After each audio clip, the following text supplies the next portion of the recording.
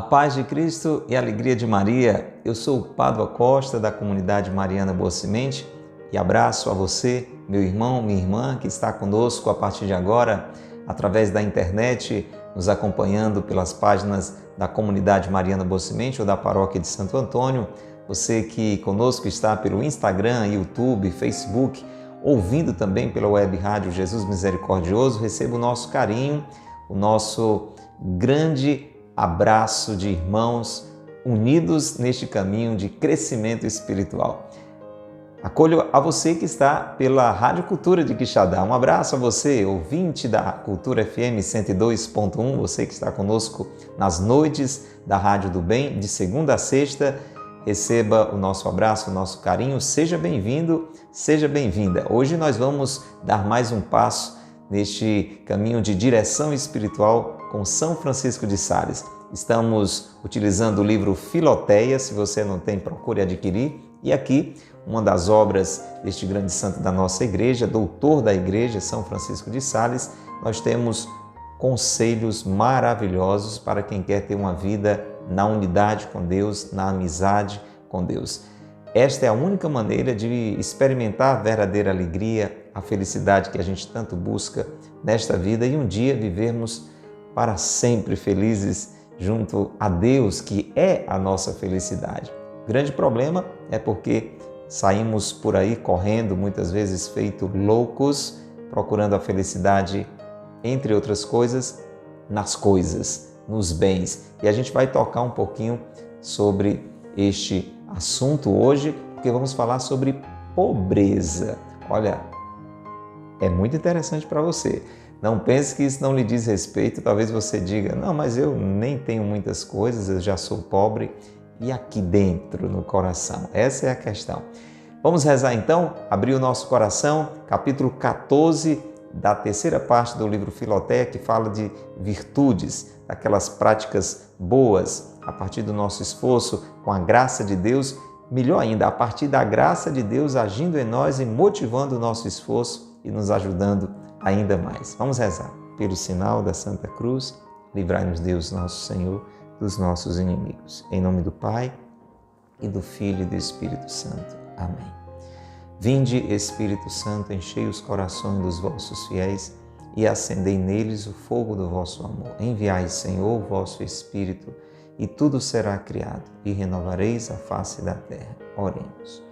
Ó Deus, que instruíste os corações dos vossos fiéis com as luzes do Espírito Santo, fazei que apreciemos retamente todas as coisas segundo o mesmo Espírito e gozemos sempre de sua consolação. Por Cristo, Senhor nosso. Amém. Ó Maria concebida sem pecado, rogai por nós que recorremos a vós. São José, meu Pai e Senhor, rogai por nós. Vamos rezar a São Francisco de Sales. Reze conosco. Glorioso São Francisco de Sales, vosso nome carrega a doçura ao coração mais aflito. Suas obras exalam a seleta piedade. Sua vida foi um sacrifício contínuo, de amor perfeito, cheio de sabor real para as coisas espirituais, abandono generoso e amoroso à vontade divina. Ensinai-me a humildade interior, a doçura exterior e a imitação de todas as virtudes dos corações de Jesus e Maria. Amém. São Francisco de Sales, rogai por nós. Pelo sinal da Santa Cruz, livrai-nos Deus, nosso Senhor, dos nossos inimigos. Em nome do Pai, e do Filho, e do Espírito Santo. Amém. Tomamos o livro Filoteia em nossas mãos e hoje vamos falar de uma outra virtude. Nesta terceira parte do livro, São Francisco de Sales, que nos animou na primeira parte a decidir por Deus, romper com o pecado e decidir por Deus. Na segunda parte, nos fez entender que precisamos muito da graça de Deus, sem ela nada podemos fazer de bom e podemos e devemos buscá-la na oração e nos sacramentos, nos ensinou a rezar, nos ensinou a participar bem da Eucaristia, da confissão. Nessa terceira parte, ele está nos motivando a atitudes boas, a uma vida reta, a uma vida santa, a uma vida virtuosa. Já falamos aqui sobre humildade, sobre paciência, sobre castidade. Agora vamos falar sobre pobreza. Olha, se felizes são os puros porque vão ver a Deus, felizes são os pobres porque deles é o reino dos céus. Então, abre bem o seu coração e escuta essa riqueza. E o tema é bem interessante, é como você ser pobre no meio das riquezas. Olha só, olha só. O espírito de pobreza unido à posse de riquezas. É uma explicação toda particular. Como ter este espírito pobre mesmo tendo bens? Porque pouco ou muito todos nós temos alguns bens, né? Uma caneta já é um bem. E como a gente lidar com os bens? É claro, se temos muitos bens, o desafio ainda é maior, mantendo um espírito pobre. Vamos aprender então com este grande mestre espiritual, São Francisco de Sales. Abre bem o coração e escute. Bem-aventurados os pobres de espírito, porque deles é o reino dos céus. Malditos, podemos entender assim? Malditos, pois, são os ricos de espírito, porque deles é a miséria do inferno. Pesada, não é essa afirmação? Mas é. Se bem-aventurados são os pobres de espírito, porque deles é o reino dos céus, São Francisco de Sales está dizendo um óbvio que a gente não gosta de ouvir, mas precisa ouvir. Malditos, pois, são os ricos de espírito, porque deles é a miséria do inferno. E vamos aprender então o que é ser rico do espírito ou o que é ser pobre do espírito, porque às vezes a gente faz uma confusão sobre isso e a gente precisa ouvir um doutor da igreja ensinando. Escute, rico de espírito é todo aquele que tem o espírito em suas riquezas, ou a ideia das riquezas em seu espírito. Pobre de espírito é todo aquele que nenhuma riqueza tem em seu espírito, nem tem o seu espírito nas riquezas. Você entendeu? Essa questão diz respeito à nossa realidade interior. O rico de espírito, ele tem o espírito, o seu pensamento, né? O seu desejo, toda a sua vida é movida em função dos bens. Ele tem o seu espírito, o seu pensar, o seu sentir, o seu agir em torno dos bens, em torno das riquezas. O pobre de espírito não tem nenhuma riqueza em seu espírito. O seu tesouro é Deus. Ele tem coisas, mas as coisas não o têm. Você entendeu? E lá na origem, Deus tinha pensado assim. No paraíso, o homem e a mulher tinham tudo, mas eles não podiam ser possuídos pelas coisas. E isso aconteceu a partir do pecado original. Aquela fruta, né? Aquele fruto proibido passou a falar mais, aquele bem passou a falar mais do que o Criador de todos os bens. Aí está a diferença, não é? Como nós vamos aprender nesse encontro de hoje, não é no fato de ter as coisas, é não ser possuído pelas coisas, é não deixar que elas dominem o nosso interior. O pobre de espírito, ele não tem nenhuma riqueza em seu espírito e nem o seu espírito nas riquezas. E aqui ele vai dar um exemplo da natureza, né? De um pássaro que ele cita, os alciões. São os pássaros que ele traz essa imagem desses pássaros que fazem ninhos no mar. Aí você pode imaginar como é que um pássaro faz ninho no mar. Olha aqui essa figura simbólica aqui dos alciões. Os alciões fabricam seus ninhos de um modo admirável. A sua forma é semelhante a uma maçã, apenas com uma pequena abertura em cima. Colocam-nos à beira do mar e tão firmes e impenetráveis são que, subindo as vagas à praia, nenhuma gota d'água pode entrar, porque se conservam boiando e flutuando com as ondas. Permanecem no meio do mar sobre o mar e senhores do mar. Olha que coisa linda. Eis aí a imagem do teu coração, Filoteia. Meu irmão, deve ser assim o seu coração. Minha irmã, você que está ouvindo pela Rádio Cultura nesta noite, você deve estar em meio aos bens, mas não deixar que esses bens penetrem o seu coração. Entendeu? Você que está aí pela internet, olha que imagem bonita, este ninho dos alciões. Eles estão ali no meio do mar, sobre o mar e senhores do mar. Eis aí a imagem do teu coração, que deve estar sempre, lembra da aberturazinha lá em cima do ninho? Deve estar sempre aberto para o céu, como aquele ninho, né, do alcião, e ser impenetrável ao amor dos bens deste mundo. Mesmo tendo bens, não se apegar a eles, não viver em função deles. Esta é a questão. E aqui ele vai no concreto, não é? Imagina que você tenha bens, poucos ou muitos, mas vamos imaginar que você tem inclusive muitos bens. Porque às vezes a gente faz uma confusão, a gente acha que o fato da pessoa ter bens, o fato da pessoa ter riquezas, isso já a condena ao inferno. Não é assim. Você pode ter, e com certeza, uma pessoa muito rica, mas que não vive esse apego, este afeto, né? Essa inquietação em função dos bens, ou seja, tem um coração pobre, vai para o céu, dela é o reino dos céus.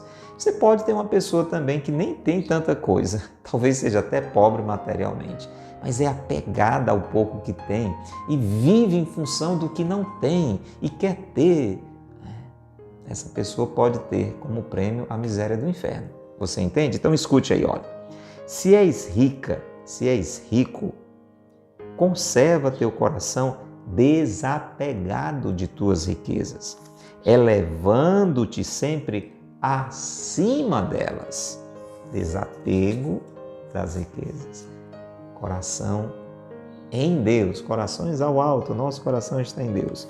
Elevando-te sempre acima delas, de sorte que, no meio das riquezas, estejas nas riquezas e sejas senhora, senhor das riquezas.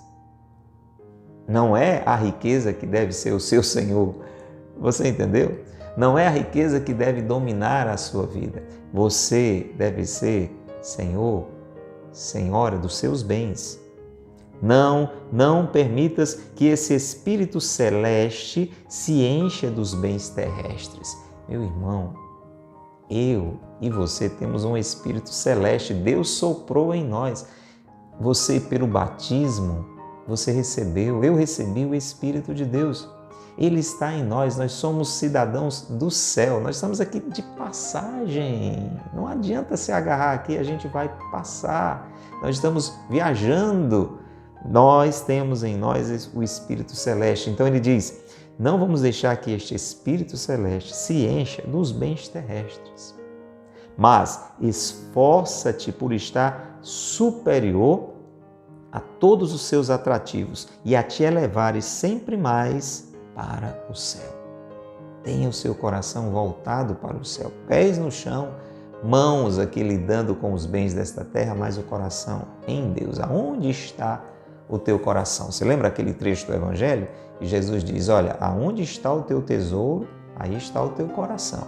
Então, uma passagem de um outro santo, depois você pesquisa aí na internet, aquele milagre de Santo Antônio, diante de um rico que tinha falecido em pleno velório. Pesquise depois, você vai ver. No final das contas, a partir dessa passagem, onde está o teu coração, aí está o teu tesouro. Onde está o teu tesouro, aí está o teu coração. Foram encontrar o coração daquele rico dentro do cofre. Onde estava o coração dele? Nas riquezas. Deu para entender, não é? Grande diferença, diz São Francisco de Sales, há entre... Olha que exemplo fantástico. Esse aqui é realmente muito interessante. Grande diferença há entre ter um veneno e ser envenenado. Você concorda? Por exemplo, uma coisa é a pessoa ter um veneno nas mãos, né? Outra coisa é a pessoa usar aquele veneno e ser envenenado. Vamos entender melhor. Você sabe que toda droga, né, droga falando assim, daquilo que os farmacêuticos, né, os bioquímicos utilizam para fazer os remédios, dependendo da quantidade, né, um remédio pode virar um veneno. Né? Se você toma mais do que deve, é remédio, mas vira veneno. Tem uma utilidade, mas vai se tornar um prejuízo. É dentro desse espírito aqui, dessa comparação que São Francisco de Sales está falando. Entenda bem, olha lá, quase todos os farmacêuticos possuem muitos venenos, né, que são aquelas drogas para fazer os remédios, para diversos usos no seu ofício. Mas não se pode dizer que estejam envenenados, porque tem o veneno em suas farmácias. Assim também, podes possuir riquezas sem que o seu veneno natural penetre até a tua alma, contanto que as tenhas, suas riquezas, só em tua casa ou em tua bolsa, atenção, e não no coração. Olha que ensino, tenha riquezas, tenha bens, não existe mal, isso pode ser entendido até como uma bênção de Deus, né? Uma vida próspera. Deus não quer ninguém vivendo na miséria, né? Mas tem as coisas na bolsa, tem as coisas na casa, mas não no coração. O seu coração é de Deus. Ser rico de fato e pobre no afeto é a grande ventura dos cristãos. Olha lá, os cristãos têm essa felicidade, eles podem ser ricos nas coisas, né? Mas pobres no afeto, não são apegados. Esse é um verdadeiro cristão. Porque, ao mesmo tempo, deve ser assim, tem as comodidades das riquezas para esta vida. Nesta vida a gente precisa de casa, né? Tem que ter roupa, faz parte dessa vida. Precisa do dinheiro para comprar, enfim, são coisas óbvias, não precisa explicar. Mas o bom cristão é aquele, olha que coisa linda, que ao mesmo tempo tem as comodidades das riquezas para esta vida, mas porque é pobre no espírito, e os merecimentos da pobreza para a outra. Fantástico, não é não? Ah, Filoteia, meu irmão, minha irmã, você que está acompanhando aí o nosso programa, ninguém confessa que é avarento. Essa parte aqui é muito interessante deste capítulo. Olha, dificilmente você vai ouvir alguém reconhecendo que é avarento. É muito comum a gente dizer que aquela pessoa é muito avarenta. A gente perceber que aquela pessoa é apegada, né? Muito bem. Ninguém reconhece isso. E ele vai explicar muito bem essa situação para nós. Escute, pode ser o seu caso. Pode ser que você que está ouvindo, né, o nosso programa, você que está acompanhando agora o nosso programa, pode ser que você seja avarento. Desculpa, não quero lhe ofender, mas é uma possibilidade. Pode ser que isso aconteça comigo também. E a gente tem que conseguir fazer este diagnóstico. Então vamos aprender bem sobre esta questão da avareza, que é o contrário da pobreza. A pessoa pobre é desapegada, o avarento ele é doente pelas coisas. Escute. Muito bem, ele diz assim, ninguém confessa que é avarento, todos aborrecem esta vileza do coração. O avarento nem reconhece que é, ainda acha feio quem seja. Excusam-se pelo número crescido dos filhos, ou seja, o avarento ele vai dando desculpas, ele tem um apego às coisas, ao dinheiro, mas ele vai dizer, não, mas eu tenho que trabalhar muito, eu preciso de dinheiro porque eu tenho muitos filhos, e aí vai dando as desculpas, não é? Alegando regras de prudência, não, olha, a gente precisa ter uma boa reserva, a gente tem que ter esse dinheiro aqui sobrando, porque sabe, né? Vai que surge uma necessidade, então a gente tem que ser prudente. São desculpas do avarento. E ele faz isso, gente, de certa forma inconsciente. Preste atenção. Que exigem um fundo firme e suficiente para aquelas despesas que podem ser que tenham. Muito bem, são as desculpas do avarento. Nunca se tem bens demais e sempre se acham novas necessidades para juntar ainda mais. O avarento ele nunca vai achar que tem o suficiente, porque ele sempre vai achar que vão surgir novas necessidades e por isso agora ele precisa mais e depois vão surgir novas necessidades e assim ele vai sempre buscando de uma forma ambiciosa, não é? A juntar cada vez mais. O mais avarento nunca crê em sua consciência que o é. Quanto mais a pessoa é avarenta, ela não percebe que é. Olha que coisa séria. A avareza, e aqui ele traz um exemplo, né, comparando assim com a doença. Ele diz assim, a avareza é uma febre, sabe como é febre, né? É uma febre esquisita, que tanto mais se mostra imperceptível, quanto mais violenta e ardente se torna. A febre normal, o que é que acontece? Você já começa a sentir que está com febre, não precisa nem botar o termômetro. Você já vai sentindo, né, o corpo quente, né? E você, eu acho que eu estou com febre, né? Essa é a febre normal, né? E quanto maior a febre, mais você percebe que está com febre, né? Fica abatido, né? Sente frio. Muito bem. A avareza, diz São Francisco de Sales, é uma febre esquisita. Ele diz assim, no caso da avareza, dessa febre esquisita, quanto mais quente ela for, quanto mais ardente, menos a pessoa percebe. Já pensou? Espiritualmente é assim. Comparação fantástica.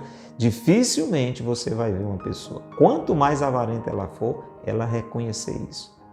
A gente vê, está na cara, todo mundo percebe, mas ela não reconhece. Essa febre esquisita, tanto mais se mostra imperceptível, quanto mais violenta e ardente se torna. E aqui ele traz uma imagem bíblica para aplicar a essa situação. A da sarça ardente, lembra de Moisés? Moisés viu uma sarça ardendo em um fogo do céu, sem se consumir. Pois bem, o fogo da avareza, ao contrário, devora e consome o avarento, sem o queimar. Ao menos ele não lhe sente os ardores.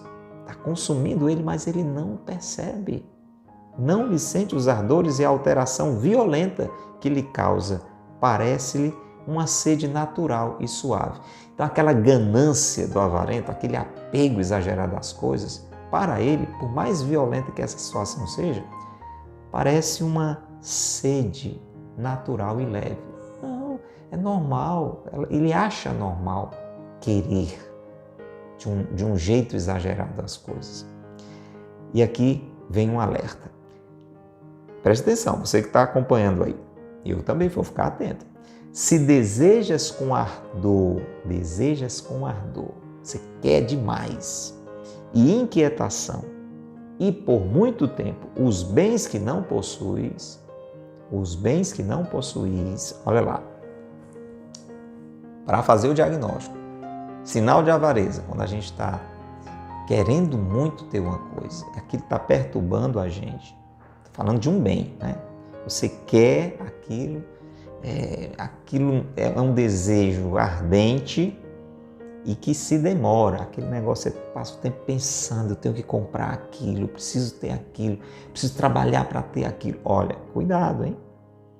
Acredita que se isso acontece, ele diz, crê-me que és avarento. Embora digas que não queres possuir injustamente. Então, não está dizendo que você vai roubar para ter aquilo. Não, eu vou trabalhar muito para conseguir aquilo. Sim, você está falando que vai fazer isso de um jeito injusto, mas é a forma, é a intensidade com que você está buscando isso. Do mesmo modo que um doente, e aqui de novo vem o exemplo da febre, olha lá.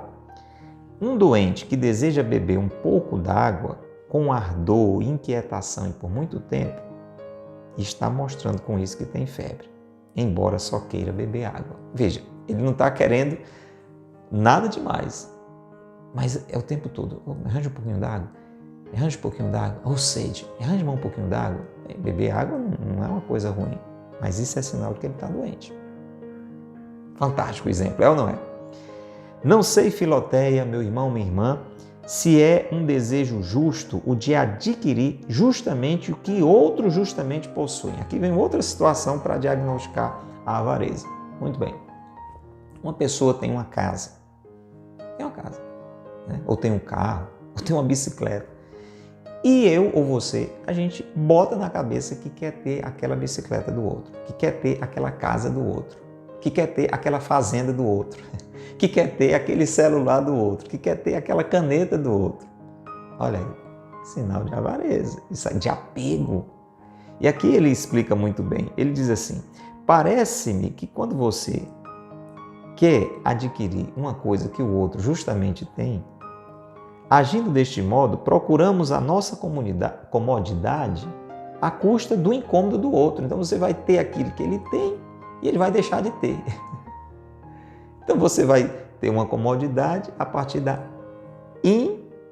do incômodo do outro, não é? Quem possui um bem com pleno direito não terá mais razão de o conservar justamente do que nós de o desejar justamente. Então quem tem mais direito de conservar justamente do que nós de desejarmos mesmo justamente. Por que motivo, pois, entendemos nós o nosso desejo sobre a sua comodidade para o privar dela?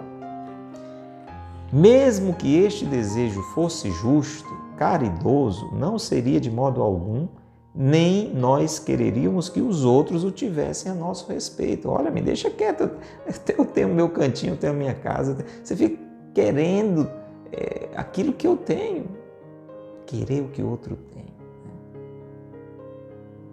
Ambição, cobiçar as coisas alheias. Lembra lá do mandamento? Não cobiçar as coisas alheias.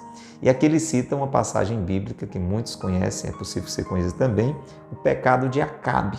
Lembra que ele queria, porque queria a vinha, o homem rei, tinha tudo, mas ele queria a vinha de Nabote.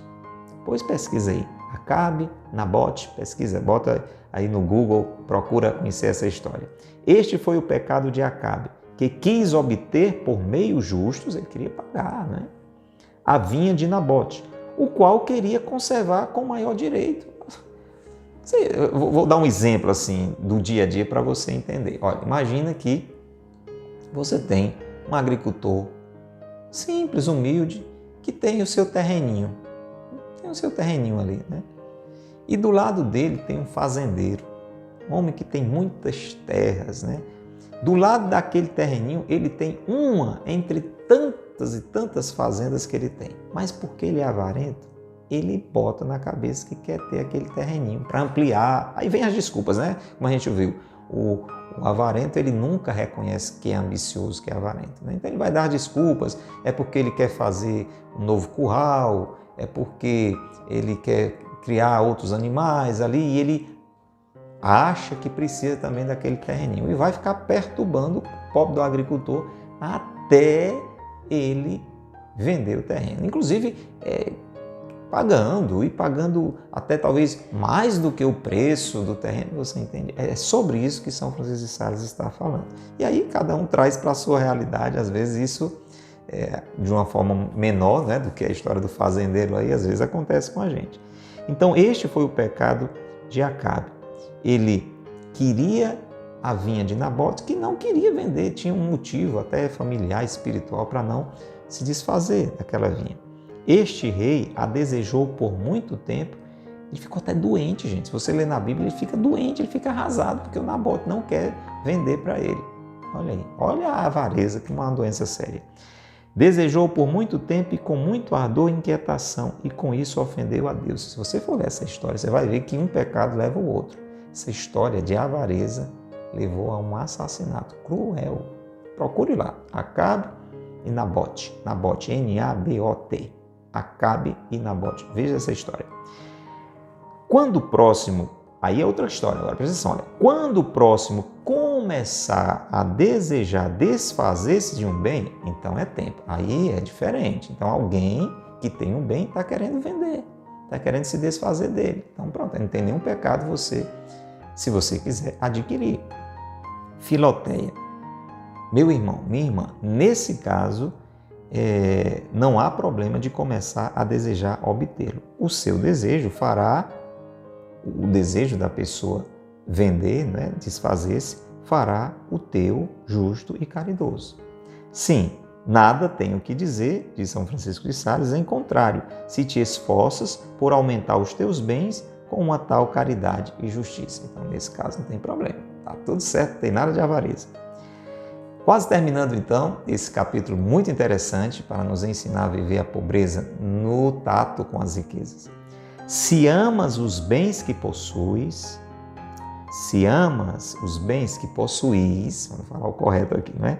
Se eles ocupam teu pensamento com ansiedade, Se teu espírito anda sempre aí de em volta, se teu coração se apega a eles, se sentes um medo muito vivo e inquieto de perdê-los, crê-me que ainda estás com febre e o fogo da avareza ainda não está extinto em ti. Olha, eu vou repetir porque isso aqui ajuda a diagnosticar. A situação agora é a seguinte: vamos ver como a gente lida com as coisas que a gente tem. Tá? Não precisa ser muita coisa não, mesmo que você não tenha tantas coisas, mas se você ama demais isso que você tem, se você pensa muito no que você tem, com ansiedade, está sempre pensando nas suas coisas, se o seu coração é apegado a eles, se você tem um medo muito vivo, né, de perder aquilo que você tem, está com febre. Tem avareza aí, não ficou bom da febre ainda, não ficou boa da febre ainda não. Vamos ter cuidado, hein, gente? Vamos ficar atento. Ele diz assim: pois as pessoas que estão com febre, vamos lá, vamos de novo, o exemplo da febre. Pensa numa pessoa com febre. Elas bebem com uma certa avidez. Uma pessoa com febre, ela bebe água assim, de um jeito exagerado, né? Com pressa e sofreguidão, a água que se lhes dá, o que não é natural nem ordinário nas pessoas sãs. Se você vê uma pessoa com febre bebendo água, uma pessoa sadia bebendo água, é diferente. Para dizer a maneira como a gente lida com os bens também, se for muito exagerado, muito apegado, é sinal que a febre da avareza está aí. E não é possível agradar-se muito de uma coisa sem se apegar a ela. Olha, não se embeleze demais com as coisas, não, que você se apega. Se na perda de um bem sentes o coração aflito e desolado, São Francisco de Sales pega pesado, né? Você perde uma coisa, né? Vou pegar pesado com ele. Você perdeu o seu celular. E aí? Se por causa disso o seu coração ficar muito aflito e desolado, desculpa se eu estou falando para alguém que está passando por isso agora, mas são sinais, gente, do processo de desapego que a gente tem que ter. O natural é você ficar, né? Às vezes você perde uma coisa e já fica ali. Isso é o natural e o natural ferido, viu? Lá pelo pecado original. Mas o sobrenatural, e São Francisco de Sales está nos levando para uma coisa acima, uma coisa elevada. O sobrenatural é não se deixar abalar, é não se apegar. Por isso que ele diz, escute, se na perda de um bem sentes o coração aflito, desolado, crê-me, Filoteia, que lhe tens um afeto demasiado, pois nada patenteia tão claramente o apego que se tinha a uma coisa perdida, como entristecer-se pela perda. Ou seja, quanto mais alguém fica triste quando perde uma coisa, é sinal que era muito apegado àquela coisa. E a gente até diz, né? Estou arrasado. O que foi? Não, eu perdi. E ali, aquilo ali. Aí você valoriza mais ainda o quanto você era apegado aqui, entendeu? Tem que ter cuidado. Termina assim São Francisco de Sales: nunca fomentes um desejo completo e voluntário por uma coisa que não possuís. Então agora, outro ângulo, nunca alimentar um desejo exagerado por uma coisa que a gente não tem. Não prendas o coração em bem algum teu e nem agarre o seu coração nas coisas que você já tem. Não te entristeças nunca nas perdas que sobrevierem. Tá vendo? Agora um conselho atrás do outro. Então, não queira o que você não tem de um jeito exagerado. Não se apegue às coisas que você já tem de um jeito exagerado. Nunca se entristeça por aquilo que você vinha a perder.